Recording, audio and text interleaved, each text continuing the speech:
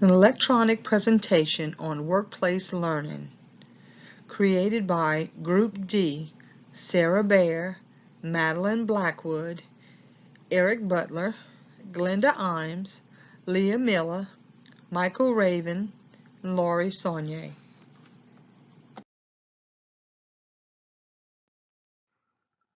Workplace learning. Workplace learning that bridges the gap between employee skills and company needs is critical to every firm. Knowing what talents workers bring to the table currently and predicting which skills a company will need to succeed in the future is tricky.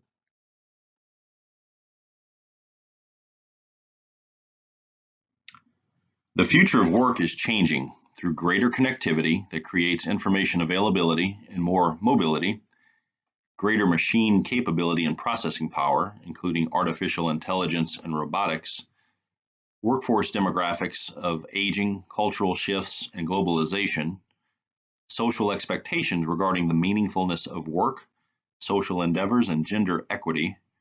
There will be greater availability of education, which will be more open, continuous, and offering more peer learning, just to name a few.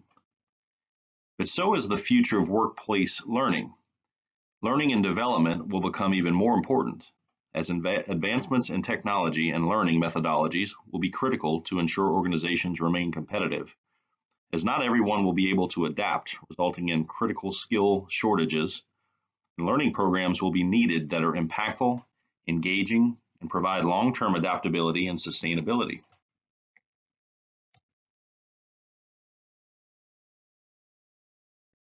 There are four major influences that will shape the future of workplace learning. Number one, collaborative networks of more specialized jobs. The days of the generalists are numbered. Specialization will be the key to survival in the future. Technological and scientific advancements will result in an explosion of knowledge areas. It will be increasingly difficult to be a subject matter expert across a range of fields. Therefore, jobs will be broken up into smaller, more specific disciplines.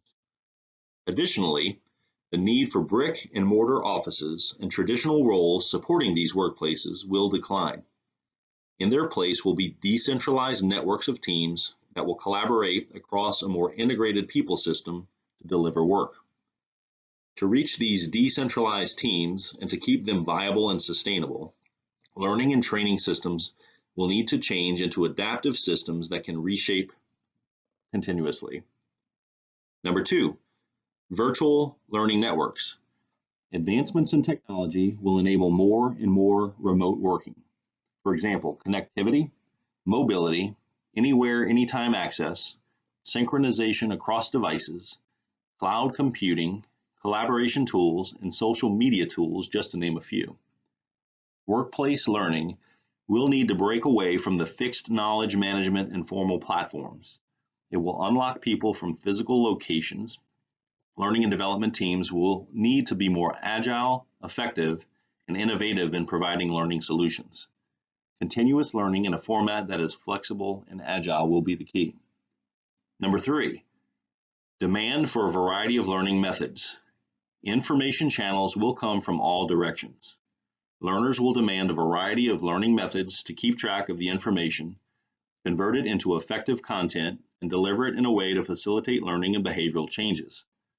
The workforce will grow ever more impatient as their attention span will continue to shorten.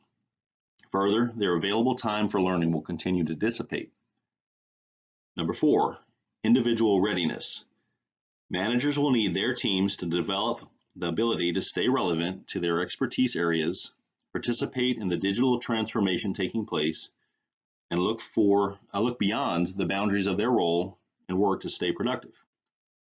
In summary, learning and development will offer a difference-making experience by changing the mindset of the learner through technology and mentoring, encouraging a culture of collaboration and learning, and showing how sharing a common goal can help in extracting knowledge and enable learning.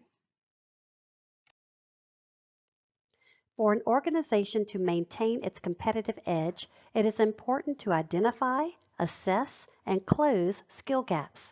Skill gaps are contrast between the ideal performance and the employee's actual performance. skill gaps are the biggest detriment to attaining business goals. The organization's goal is to address skill gaps by improving processes and rectify root causes to avoid future competency gaps. To identify a skill gap, you must first determine the skills that are necessary for the success of an organization. For example, in a hospital, high patient satisfaction scores are paramount to the success of the organization. So how do you measure patient satisfaction? A patient fills out a survey which translates to the satisfaction percentage for their visit. The organization determines the percentage goal. The expectation may be to score a 90% or higher satisfaction rate. This measurement is referred to as a key performance indicator, also known as KPIs. KPIs determine how a person contributes to the business as an employee. KPIs are quantifiable measures used to evaluate success based on objectives for performance. When you determine a variance between job performance and KPIs, you have identified your skill gap. Once a skill gap has been identified, you must determine why the skill gap exists. Step 2 is to refine and define skills needed to obtain KPIs. Determine why a variance exists. 3 common methods for assessing skill gaps are observations. With observations, observe many people who are successful with a given skill and identify best practices. Now you can observe people who are not successful with a given skill and see how their process differs from best practices. The next thing that we will discuss is performance evaluations and audits. You can take the best practices and break it into individual steps. Now you can audit an individual and determine which specific step needs focus. The last assessment we will discuss is 360 performance reviews. In this review process, everyone who is associated with the skill gap is interviewed and asked, why do you feel the skill gap exists? Each assessment mentioned provides significant information to determine growing opportunities. This leads us to the last phase of working with skill gaps.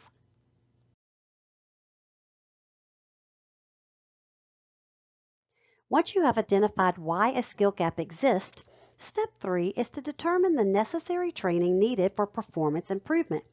We will discuss 3 training opportunities. The first opportunity is employee mentorship programs. In this program, the person who is identified with the skill gap is assigned to a mentor.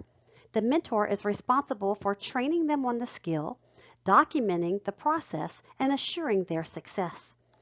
The next opportunity is training courses and conferences. However, be very careful when scheduling these conferences. Make sure that the conference you are attending is providing the information that is specific to your organization before putting out the money. The last opportunity we will discuss is a shadowing program. With the shadowing program, people who need visual aids to learn are allowed to go to other areas and learn from watching other people perform the skill.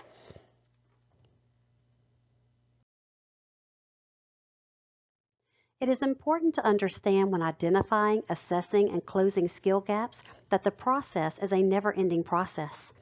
Once you have determined the proper training program to put in place to close the skill gap, you must constantly reassess to assure the training was successful.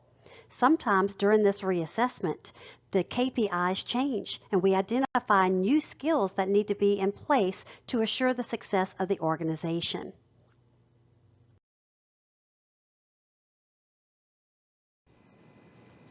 One way to increase the success of workplace learning is to approach it from a marketing standpoint. Learning and development in the workplace could learn a lot from the marketing professionals. It can be extremely difficult to engage employees in workplace learning, but it's very important for the continued development of employees and to the overall success of a company to have well-trained employees. LinkedIn's recent workforce learning report states that 93% of the employees surveyed would stay at their current company longer if their company invested in their learning and development. The report goes on to mention that this investment in employees' careers is an expectation of today's new hires. As important as retaining talented employees is, Creating successful workplace learning has become even more important to the success of companies. The role of a marketer is to create awareness and build excitement around a new product or service so that consumers will buy into it and ultimately spend money on it. Why can't people in training and development do the exact same thing with workplace learning? For workplace learning to be successful, it's very important to know your audience and know the needs of your company when planning your workplace learning. Increasing workplace learning and increasing engagement in workplace learning are very closely related. You can increase workplace learning by requiring it, but truly increasing engagement takes more than a mandate. We know from studying andragogy that adults need to understand the why and be able to apply what they are learning to the real world for them to be engaged in learning. Also, it is very important to align workplace learning with company goals so that the learning will be useful to the employees. By aligning the learning with the needs and goals of the company, employees will understand the why and will be more engaged in the learning. Another way to know your audience is to create learner personas, like marketers do with buyer personas. Buyer personas are fictional representations of different customers one might encounter. By creating these different personas, marketers are able to learn how to entice these different buyers into purchasing their product. This can be easily adapted to workplace learning by understanding the different learners one has. One way to do this is to conduct a training needs assessment to determine what topics the employees are interested in and what they need to learn in order to advance in their career. This will allow a training and development professional to create different learner personas that they can tailor their trainings to.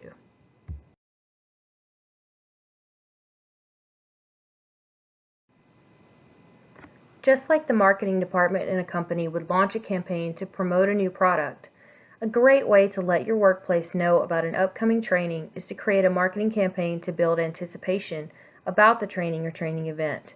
Think outside the box to create a short music video, attention-grabbing email, or interview some of the senior executives who are excited about the new training and turn it into a promotional video. Also, incorporating some type of fun activity, like a scavenger hunt that involves company employees, is a great way to build excitement about the upcoming training. Through this activity, you're building excitement and also advertising the training in a way that makes the employees look forward to it because they want to see what else you're planning. This type of approach makes the training seem exciting and fun and should cut down on the groans that follow a company-wide scheduling email about an upcoming training. One tool that marketers use abundantly to sell their product is social media and various other internet-based services that allow others to collaborate and learn from each other. Creating a private group on a social media site or on an internal company discussion board could be a great way for employees to learn from each other in a social learning community that doesn't require them to be face-to-face or to sit through another PowerPoint presentation in a dimly lit room.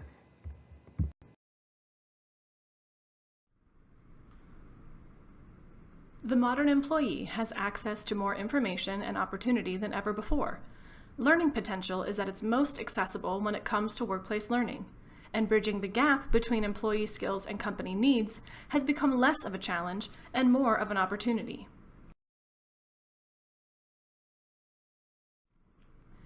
Utilizing self-directed learning, or SDL, the modern employee can create goals individually and learn at their own pace and in an environment that works for them.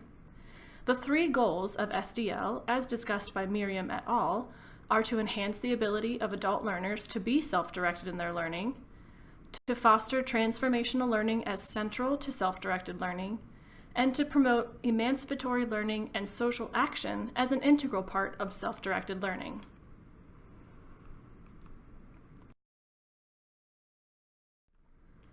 An international study in 2014 found that mobile learning in adult education can help form identity and self-representation.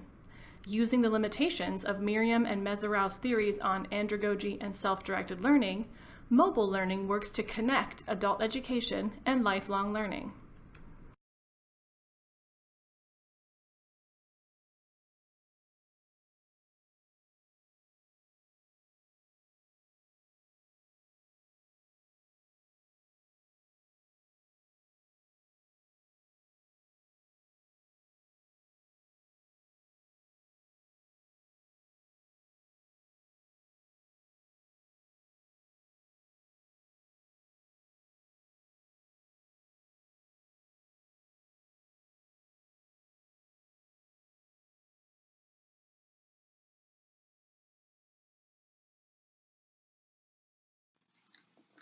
Because technology changes daily, employees realize that there are skill gaps with their employees.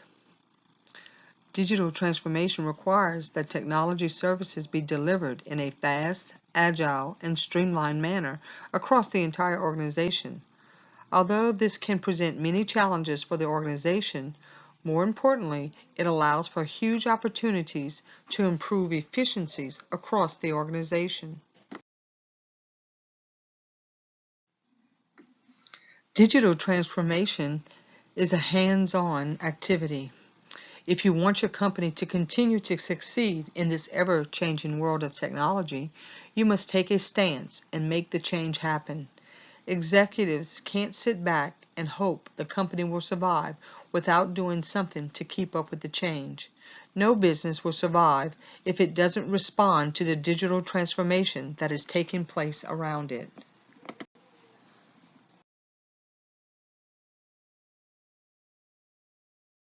Online learning is becoming more popular in the workplace. Some benefits of online learning is that it can accommodate all learning types. It provides opportunities such as videos from instructors, reading, visuals, and quizzes to test understanding. Working in groups is another opportunity online learners have. Using synchronous tools such as Skype, FaceTime, or Google Hangouts, learners are able to use real-time meeting to work in groups. Asynchronous tools like Moodle or Blackboard provides the learner an opportunity to have discussions with peers and the instructor. Another benefit of online learning is the workplace cost effectiveness of it.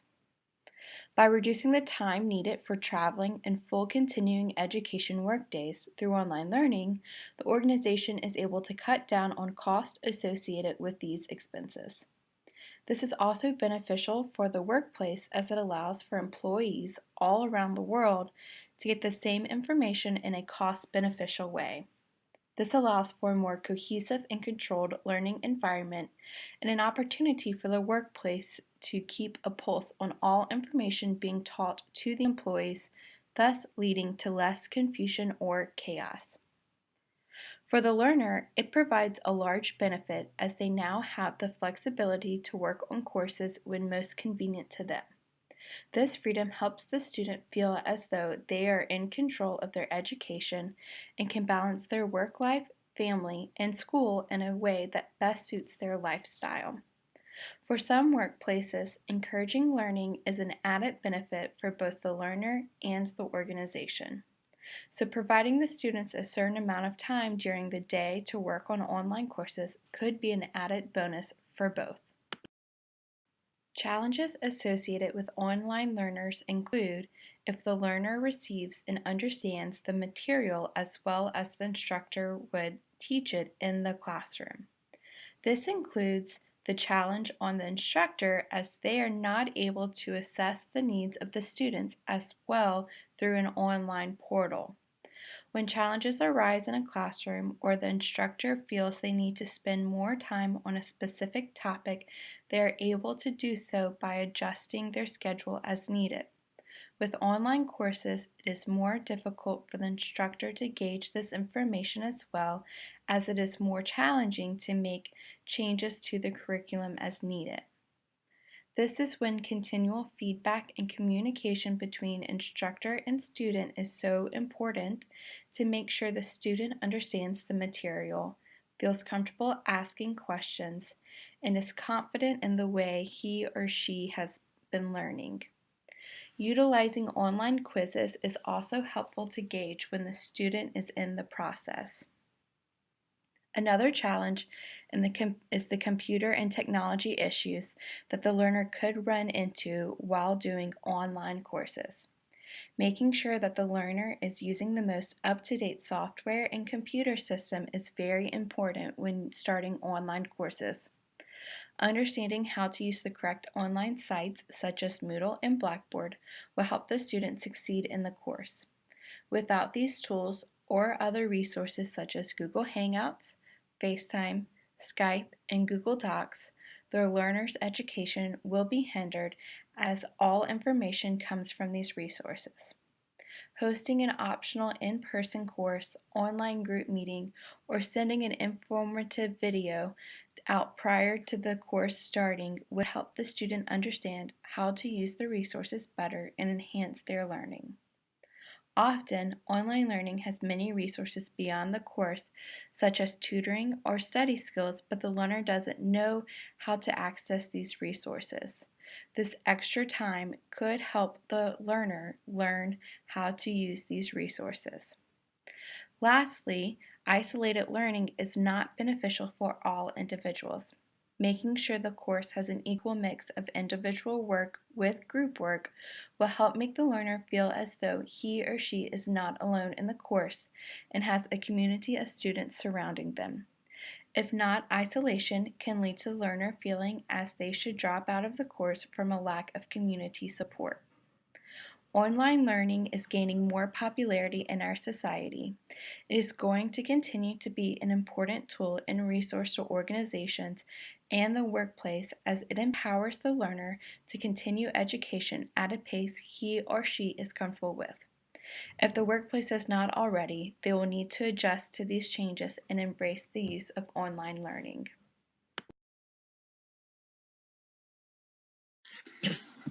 How can we improve learning and development in the workplace?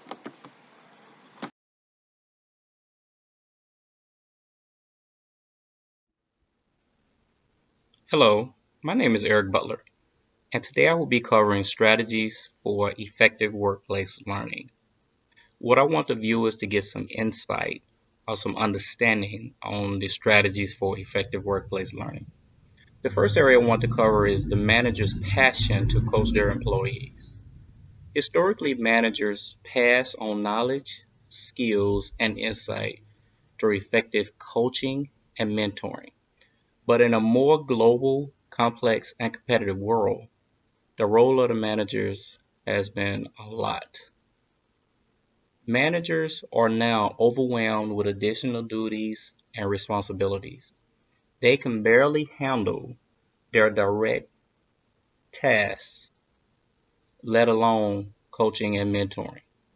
Organizations need to support this initiative for managers to perform this work. The next area I want to cover is the short shelf life on learning and developing skills.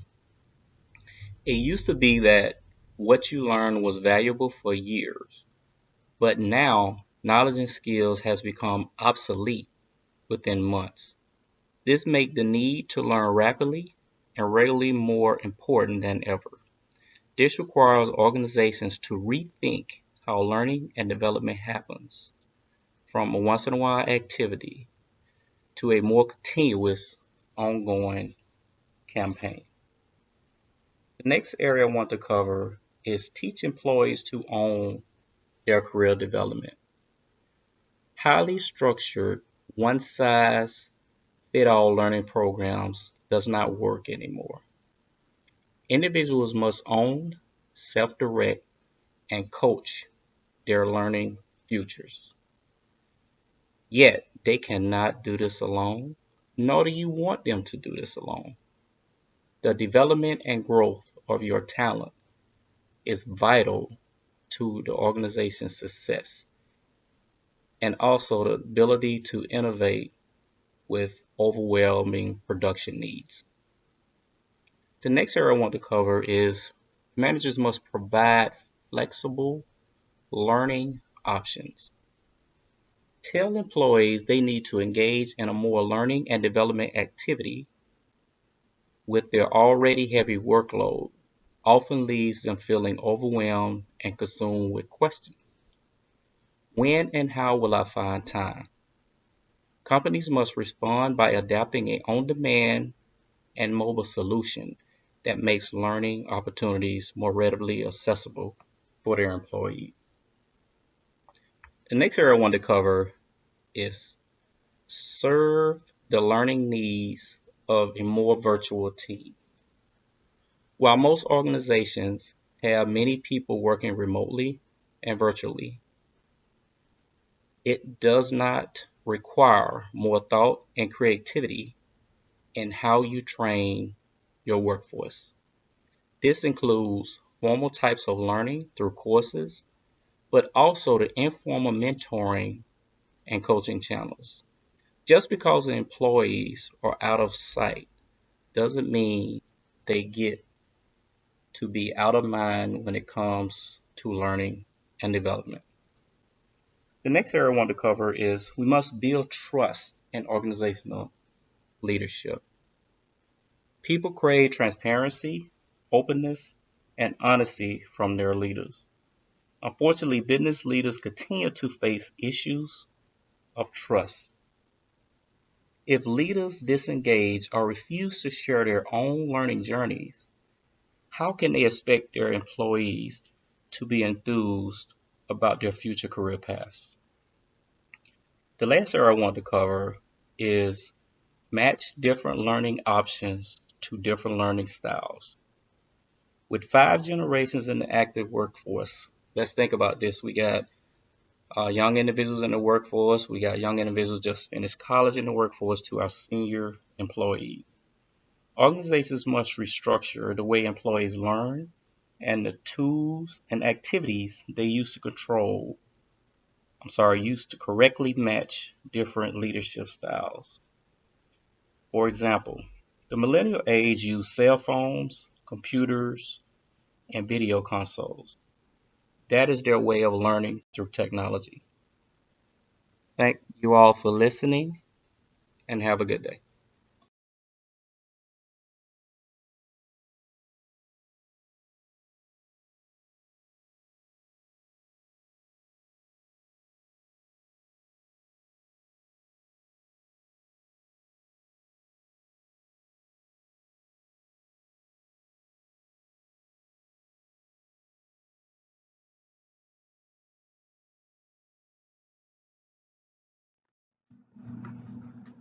The LSU Leadership and Human Resource Development class, Group D, would like to thank you